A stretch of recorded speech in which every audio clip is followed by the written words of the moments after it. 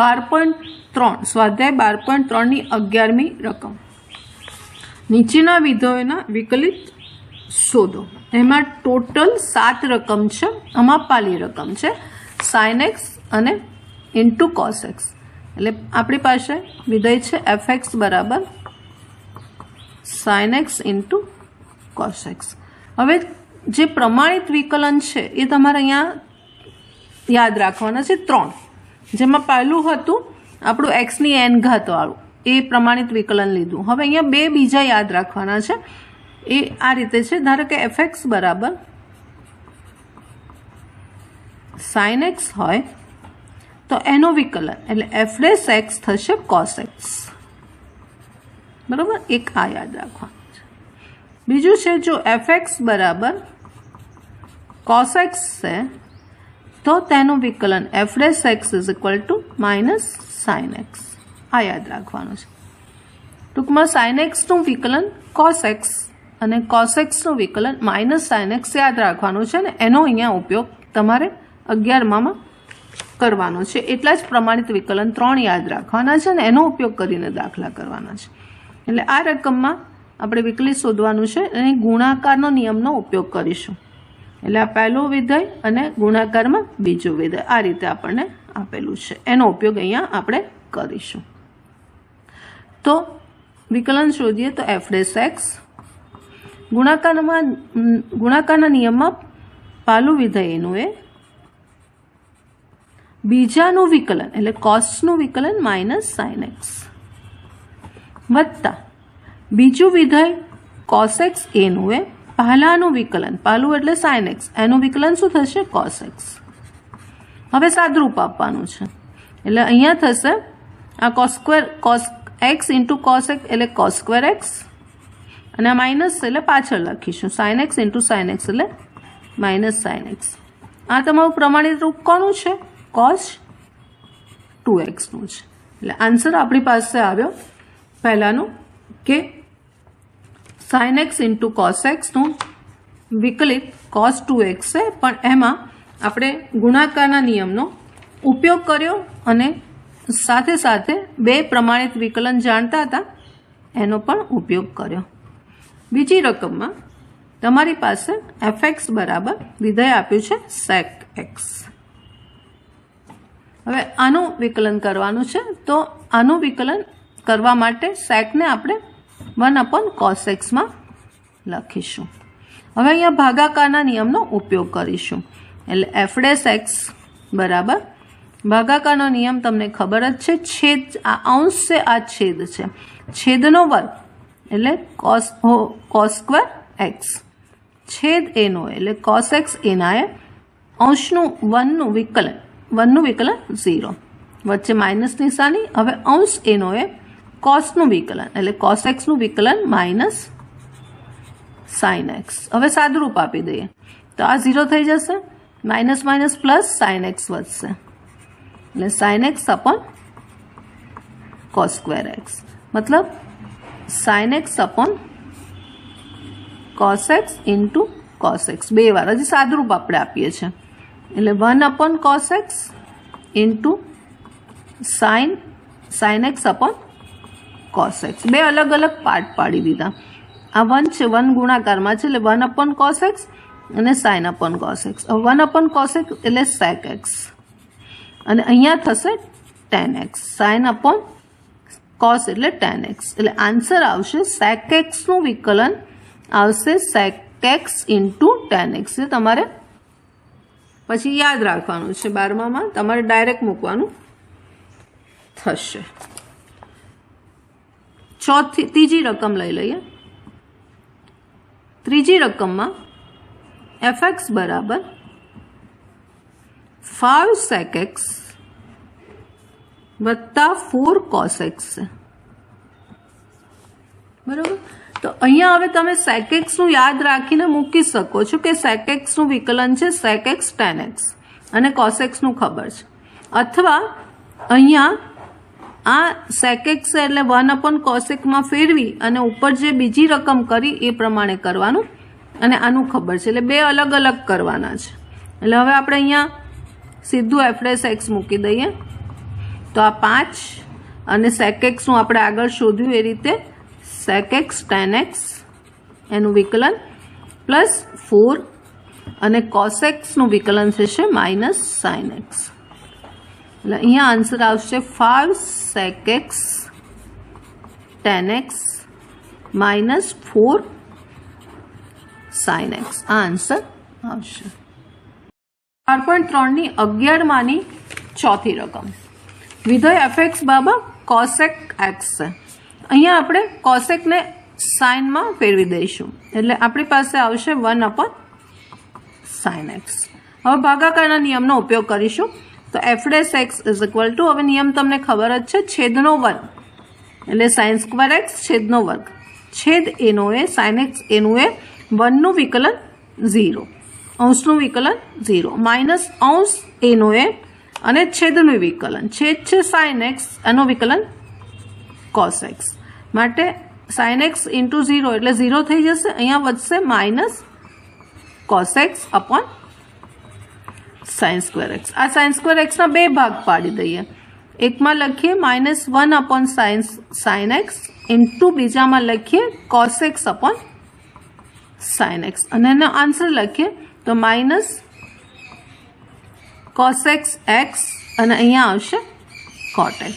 એ આનો આન્સર આવશે એટલે કે cosec x નું વિકલન આવશે minus cos x x into cot x આવશે.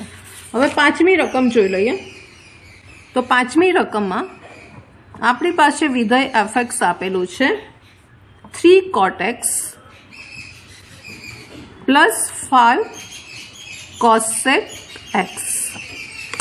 હવે અહીંયા આપણે પહેલા સાઇન કોસમાં ફેરવા પડશે કારણ કે આપણે સાઇન કોસના વિકલિતો જ અહીંયા જાણીએ છીએ 11માં એટલે એને આપણે સાઇન કોસમાં ફેરવીશું એટલે 3 cot એટલે cos x upon sin x એમાં લખીશું cosec છે એટલે 5 upon sin x માં લખીશું. આ આપણે પહેલાં ફેરવી કાઢ્યું. હવે એનું વિકલન કરીશું. બંનેમાં અલગ અલગ ભાગાકારનો નિયમ વાપરીશું અહીંયા અલગ અને અહીંયા અલગ એટલે આપણને વિકલન મળશે fx બરાબર અહીંયા વાપરું છું પહેલાં તો છેદનો વર્ગ એટલે આ છેદ છે sin x એનો sin સ્ક્વેર x છેદ એનો એ sin x એના એ કોસનું ઉપર અંશનું વિકલન એટલે કોસનું થશે માઇનસ sin x એટલે અહીંયા 3 તો રહેશે એટલે -3 sin x વધશે પછી વચ્ચે માઇનસ હવે અંશ એનો એટલે 3 cos x એના એ અને નીચે sin x નું વિકલન છેદનું વિકલન થશે cos x. આનું પતી ગયું. હવે આનું કરીએ છીએ એટલે અહીંયા લખીએ છીએ પ્લસ અહીંયા પણ છેદનો સ્ક્વેર sin સ્ક્વેર x છેદ એનો એ અંશનું વિકલન 5 નું 0 થશે માઇનસ અંશ એના એ છેદનું વિકલન cos x. ફરીવાર દેખાયું ન હતો ફરીવાર જોઈ લઈએ કે છેદનો વર્ગ છેદ એનો એ અંશનું વિકલન -3 sin x માઇનસ અંશ એનો એ છેદનું વિકલન પ્લસ છેદનો વર્ગ છેદ એનો એ અંશનું વિકલન 0 5નું માઇનસ અંશ એનો એ અને છેદનું વિકલન cos x લખ્યું. હવે સાદરૂપ આપું છું ખાલી એટલે અહીંયા -3 sin square x minus 3 cos square x આ રીતે બાકી રહેશે. નીચે આવશે sin સ્ક્વેર x વત્તા આ 0 થઈ જશે અને અહીંયા વધશે -5 cos x upon sin square x. હવે આપણી જે રકમ હતી એ પ્રમાણે હવે -3 ને બહાર લઈ લઈએ એટલે અંદર નિત્યસમ વધશે. કયું વધશે sin સ્ક્વેર x વત્તા cos સ્ક્વેર x એટલે 1 થશે એટલે ઉપર ખાલી -3 વધશે -3 upon sin સ્ક્વેર x અને -5 cos x upon sin square x. હવે આપણે રકમ sec cosમાં હતી એટલે જવાબ પણ એમાં લખવો પડે એટલે આને આપણે secમાં ફેરવી દઈએ sin ને cosecમાં ફેરવી દઈએ તો માઇનસ cosec સ્ક્વેર x અને અહીંયા આવશે માઇનસ આના બે ભાગ પાડી દઈએ એક cos x નીચે sin x અને બીજા 1 upon sin x એટલે 1 વાળું પહેલાં લખીએ તો 5 cos x અને બાકી થશે cot x. એટલે આ આન્સર એનો આવશે. 12.3 ની 11માંની છઠ્ઠી રકમ. વિધેય આપ્યું છે fx બરાબર 5 sin x minus 6 cos x વત્તા 7. એનું વિકલિત મેળવવાનું છે. એ સાઇન કોસ છે જેનું પ્રમાણિત વિકલિત આપણે જાણીએ છીએ એટલે સીધું જ આમાં લખવાનું છે. એટલે f' x બરાબર આવશે sin x નું વિકલન થશે cos x એટલે 5 cos x. cos x નું વિકલન થશે માઇનસ sin x એટલે minus minus plus 6 sin x અને 7 નું થશે 0. માટે આન્સર આવશે 5 cos x વત્તા 6 sin x. અને છેલ્લી 7મી રકમ લઈએ તો fx બરાબર છે 2 tan x minus 7 sec x. હવે અહીંયા પણ આપણે સાઇન કોસનું જ વિકલન જાણીએ છીએ એટલે આ tan ને sec ને સાઇન કોસમાં ફેરવવા પડે જ.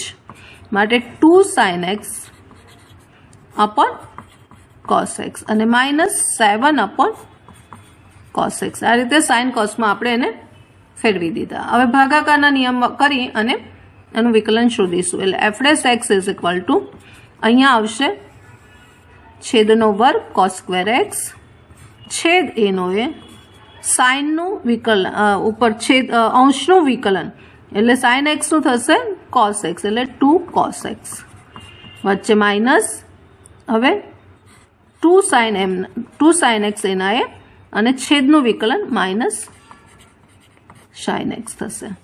અને આ માઇનસ નીચે ફરીવાર ભાગાકારનો નિયમ છેદનો વર્ગ છેદ એનો એ અંશનું વિકલન 0 માઇનસ અંશ એનો એ અને છેદનું વિકલન થશે માઇનસ sin x. સાદરૂપ આપી દઈએ. અહીંયા થશે 2 cos square x minus minus plus 2 sin square x. નીચે આપણી પાસે છે cos સ્ક્વેર x. હવે અહીંયા જોઈ લઈએ. પહેલાં અહીંયા માઇનસ રાખીશું. આ 0 થશે એ માઇનસ માઇનસ પ્લસ થઈ જશે 7 sin x અને નીચે cos સ્ક્વેર x ના 2 ભાગ પાડીને લખીએ. હવે સાદુરૂપ આપીએ.